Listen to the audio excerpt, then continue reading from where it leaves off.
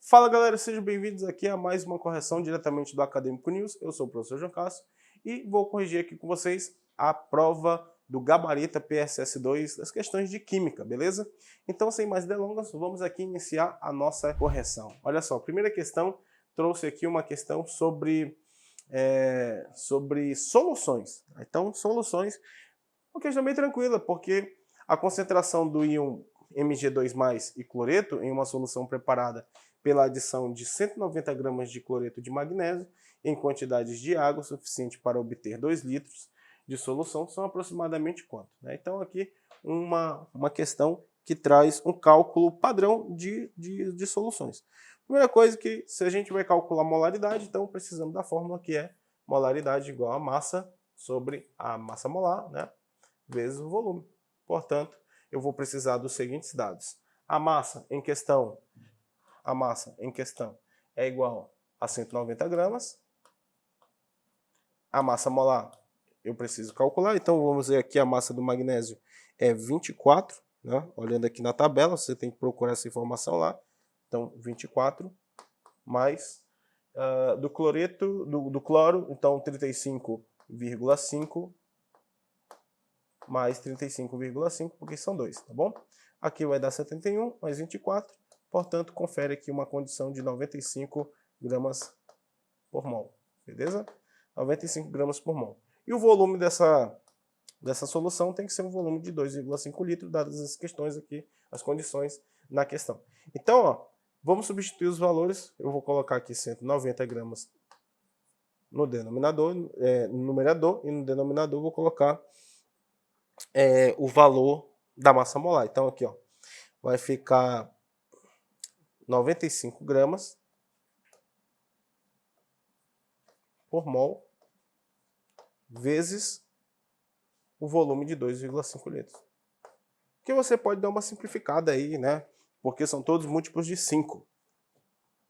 O fato é que grama com grama vai para o espaço, e aí você tem aqui molaridade é igual a 190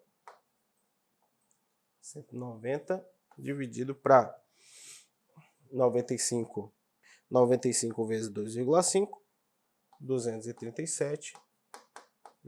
Você vai simplificando isso aí e vai encontrar o valor de 0,8 mol por litro. Aí, galera, aqui a informação é a seguinte, ó. Para cada 1 mol de MgCl2, que se dissocia para formar Mg2+ mais 2Cl-, você tem a estequiometria de que 1 mol produz 1 mol aqui, mais 2 mols aqui. Portanto, se a concentração é 0,8 mol por litro de cloreto de magnésio, isso deve gerar a mesma quantidade de magnésio. E deve gerar o dobro de cloreto. Portanto, o gabarito correto é a letra A. 1,6 mol por litro de cloreto e 0,8 mol por litro de magnésio. Nossa primeira questão aí é a questão A. Uma questão tranquila, porque você calcula a molaridade e depois vê a dissociação ali, respeitando a estequiometria, dando as concentrações corretas. Vamos então para a questão de número 2. Olha só. Reações químicas reversíveis são caracterizadas pela coexistência das substâncias que reagem, reagentes, com as substâncias formadas nos produtos. Então você tem uma reação reversível, uma reação que está em equilíbrio. Portanto, aqui você tem uma equivalência das duas substâncias, tanto os reagentes quanto os produtos. As concentrações ou pressões parciais dessas espécies podem variar de acordo com as condições reacionais. Veja a reação hipotética e em seguida analise as afirmações. Gente, essa reação aqui, eu vou escrever aqui ela maior, tá? X2 mais 2A2, ambos gasosos, tá bom? Em equilíbrio, vai reagir para formar X2A, uma substância só, gasosa. Seu ΔH negativo informa que, então, essa reação é exotérmica, beleza? Um aumento, eu quero saber o que está certo aí, tá? Um aumento da pressão favorece a formação do produto? Gente, se a gente calcular aqui, ó, 1 mais 2, você tem 3 mols de gases, e aqui você tem 1 mol de gás.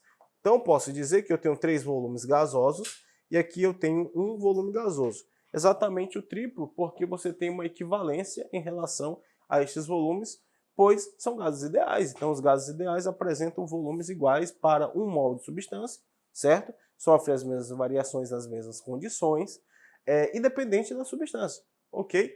Então, aqui no caso, se você aumentar a pressão do sistema, você favorece o equilíbrio no sentido de menor volume, uma vez que pressão e volume são inversamente proporcional. Você está comprimindo esse sistema, então a formação do produto é favorecida, pois ele ocupa menos espaços para a sua quantidade apresentada, beleza? Então é isso aí. Se você diminui a pressão, você favoreceria o sentido de maior volume, onde tem mais mols de gases. Portanto, a primeira aqui está certíssima. Se a reação ocorrer na formação total de produtos, ou seja, ocorreu a reação, acabou, tudo virou produto. Mantendo a pressão e temperatura constante, ou seja, não mudou aqui, né? O volume do produto poderá ocupar um volume 3 vezes menor do que o do reagente. É verdade, está aqui dita na proporção em mols. Então, 3 mols, o volume 3 vezes maior do que o do produto.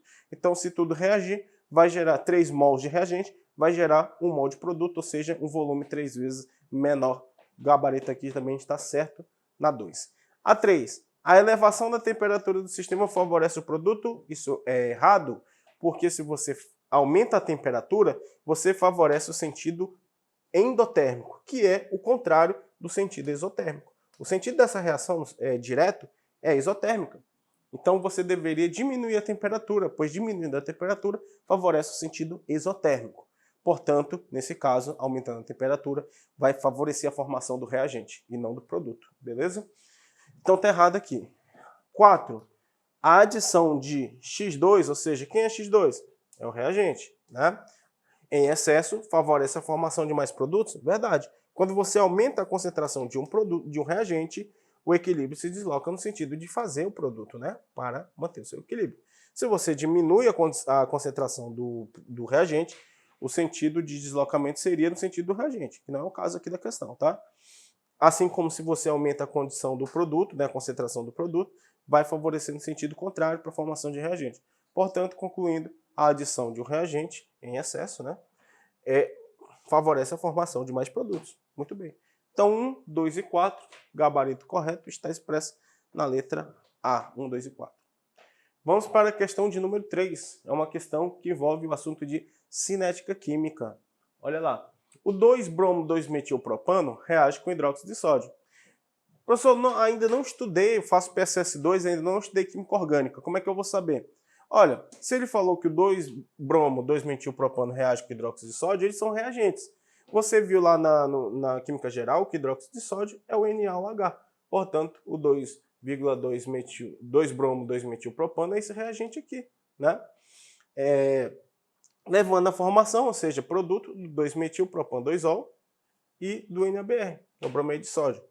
Porém, essa reação se dá através da somatória de 2 etapas, elementares descritas em 1 e 2, sendo a primeira delas a etapa lenta da reação. Então, ele está falando que a primeira aqui e a segunda, só que a primeira é uma etapa lenta. Gente, a etapa lenta é a que determina a reação, né, a velocidade da reação, porque é ela que demora mais, faz o tempo demorar mais para que essa reação ocorra. Portanto, a lei de velocidade de uma reação não elementar, que é o caso aqui, essa reação está ocorrendo em 2 etapas, é determinada pelas concentrações dos reagentes da etapa lenta. Então você só vai olhar aqui. Lá na química orgânica nós chamamos essa reação de SN1, reação de substituição nucleofílica de primeira ordem.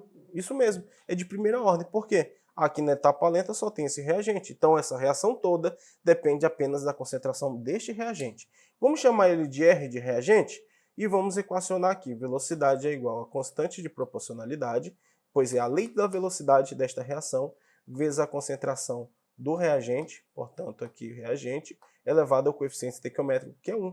Portanto, essa reação realmente ela é de primeira ordem, pois só depende da concentração dessa espécie. Se você aumentar a concentração de hidróxido de sódio, não vai acontecer nada. Por quê? Porque o hidróxido de sódio contribui na segunda etapa, que é rápida. Portanto, ele não interfere na velocidade da reação, uma vez que precisa da formação desse carbocátion para que ele possa reagir. Portanto, essa reação é de primeira ordem, dependendo apenas da concentração desse reagente da etapa lenta. Com isso, é correto afirmar que se dobrarmos a concentração do reagente, mantendo a concentração do hidróxido de sódio constante, né, a velocidade da reação se mantém inalterada? Errado, porque se você aumenta a concentração do reagente, vai mudar sim a velocidade, porque depende dele. B. Se dobrarmos a concentração do reagente, mantendo a concentração de hidróxido de sódio constante, ele não altera em nada mesmo, a velocidade da reação se mantém inalterada. Mais uma vez aqui, essa informação errada aqui, dizendo que o reagente não interfere na velocidade, sendo que a lei de velocidade depende somente dele. Se dobrarmos a concentração do reagente, né, mantendo a concentração do hidróxido de sódio constante, a velocidade da reação dobra. Opa, vamos lá. Vou pegar aqui, ó. Velocidade é igual. Eu dobrei, então bota 2. Elevado a 1, 2. Então a velocidade dobra, ele fica igual a 2, em relação a uma velocidade que já existia. Então, realmente, se dobrarmos a concentração do reagente, mantendo o hidróxido de sódio constante, a velocidade da reação dobra. Mas vamos ver aqui. Porém, se dobrarmos a concentração de hidróxido de sódio, mantendo a concentração do reagente constante, a velocidade da reação se mantém inalterada. Verdade, porque se eu não mexo na concentração do reagente e vou dobrar a concentração do hidróxido de sódio, ele não tem efeito nenhum sobre a velocidade, né? Ele nem aparece na expressão, portanto se mantém inalterado. Por isso gabarito C aqui nessa questão. Olha só, a D está falando se dobrarmos ao mesmo tempo o reagente e o hidróxido de sódio, a velocidade quadruplica? Não, porque o hidróxido de sódio não afeta na velocidade. Deveria então a velocidade dobrar, uma vez que ela só iria depender da concentração do reagente, mesmo dobrando o hidróxido de sódio. E E está dizendo o seguinte, se dobrarmos ao mesmo tempo a concentração do reagente e do hidróxido de sódio, não acontece nada, isso é mentira, porque a velocidade dobra, beleza? Então, gabarito dessa questão de cinética química, questão bem interessante, tá? Letra C. Vamos para a questão de número 4, uma questão de termoquímica. Ó, na reação de combustão do etanol, foram produzidos 224 litros de CO2, medidos nas condições normais de temperatura e pressão, CNTP. Então, CNTP, gente, você tem que ficar ligado que o volume de 1 mol de gás é igual a 22,4 litros. Perfeito? A energia liberada nessa reação foi igual a isso aqui, ó, equação balanceada, dizendo que os 2 mol de CO2 produziam uma energia de 1.370. Então vai ficar tranquilo aqui, ó. O que a gente vai fazer? 2 vezes 2 mols, né? Então 2 vezes 22,4 litros de CO2 produz uma energia de 1.370 kJ. Então 224 litros de CO2 vai produzir uma energia igual a X. Ok? Certo? Então, ó, vamos mandar isso aqui para o espaço, litro com litro. Então vai ficar assim, ó, X é igual a 224 vezes 1.370 dividido para 2 vezes 2,4. 224 dividido para 22,4 dá 10. Então vai ficar 10 vezes 1.370 dividido para 2. Aqui, ó, 10 vezes isso, adiciona só um zerinho aí, no caso, né? 13.700 agora, dividido para 2. E 13.700 dividido para 2 vai dar 6.850 quilojoules. Portanto, gabarito dessa questão aqui ficou na letra C. Você vai ter estequiometria de volume e energia, né? Você utiliza as proporções que lhe são dadas. Você procura uma proporção já definida e trabalha em cima daquilo. Questão de número 5 é uma questão sobre soluções no que tange a respeito ao coeficiente de solubilidade. Nós temos um gráfico aqui de solubilidade e ele fala assim: uma solução foi preparada adicionando 15 gramas de dicromato de potássio a 50 gramas de água. Então, peraí, 15 gramas do dicromato em 50 gramas de água, mas nós sabemos que a solubilidade é dada em gramas de soluto para 100 gramas. Então qual é a massa em 100 gramas de água, porque aí vai ser legal para a gente analisar ali. É o dobro, né, gente? Então vai ficar aqui x é igual a 30 gramas. Então em 100 gramas de água você tem 30 gramas desse sal. E essa análise foi feita a 80 graus Celsius, tá bom? Então vamos registrar aqui, 80 graus Celsius. Essa solução foi deixada em repouso sobre um banho de gelo e com abaixamento da temperatura observou-se a cristalização do sal, ou seja, começou a precipitar aí. E aí, com base na curva de solubilidade do dicromato, representada no gráfico, verifica-se que a cristalização do sal iniciou quando a temperatura da solução ultrapassou qual valor? Ultrapassou 40 graus Celsius, 50, 30 ou 20, ou 10, né? Então agora, vocês entenderam por que eu calculei ali 30? Porque no caso, para analisar aqui, você tem que analisar para 100 gramas de água. Então de 50 eu dissolvi 15, né? Então, ó, em 100 gramas você teria então 30, beleza? Uma solução foi preparada adicionando 15 gramas de cromato de potássio, né, a 50 gramas de água destilada. Então você tem uma solubilidade, na verdade, de 30 gramas para 100 gramas, ok? Então aqui, ó, aqui, 80, aí você desloca aqui 80 gramas, perdão, 80 graus Celsius. Qual vai ser a quantidade em gramas? Aqui, ó. Você fez um total de 30, né? Então estava bem aqui, ó.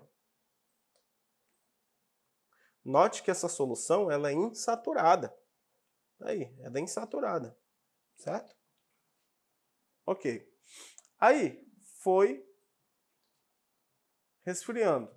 Foi resfriando, foi resfriando, até atingir aqui uma temperatura de 50. Passou de 50, precipitou, porque acima da curva é solução saturada com corpo de fundo, portanto aí, letra C. Ok? Então é isso. Essa é a ideia, tá? Se uma solução foi preparada com 15 gramas de dicromato de potássio em 50 gramas de água, então a proporção da solubilidade me diz que para 100 você teria 30 gramas. Essa seria a solubilidade naquele momento lá da solução insaturada. Portanto, o gabarito aqui vai ficar correto na letra B. Ok, galera? Tranquilo? Certo? Então, vamos para a nossa próxima questão. Ó. Questão de número 6. A quantidade do persulfato de potássio no produto comercial denominado pó descolorante, muito utilizado pelos crias, né, e jogadores da Seleção Brasileira de Futebol, pode ser feita por iodometria, segundo a seguinte equação. Então você tem ali o S2O8 2-, 3 iodetos formando 2 sulfatos, mais I3-. A velocidade da reação determinada experimentalmente é expressa por V é igual a K, S2O8 2-, vezes iodeto. Em relação ao exposto, assinale a alternativa que apresenta corretamente a ordem global da reação. Então, qual é a ordem global da reação? É simplesmente isso aqui, ó. Se a reação já foi determinada dessa forma aqui, não tem para onde correr, tá? Então ele está falando que a velocidade é igual a K, S2O8, 2-, iodeto, menos. Quais são os coeficientes, os expoentes aqui? Aqui é 1 e aqui é 1. Portanto, 1 mais 1 é uma reação de segunda ordem, pois você soma os expoentes. Essa reação é de primeira ordem em relação a S2O8, né? No caso do persulfato, e é de primeira ordem em relação ao iodeto. Logo, a reação ela deve ser de segunda ordem. Uma outra questão de cinética aí, tranquilo, letra B é para a gente finalizar aqui o nosso gabarito PSS2. Espero que você tenha aí tido bom proveito, não só na hora da prova, mas também na conferência da correção. E ficamos à disposição. Fico por aqui, um forte abraço, bons estudos, até a próxima.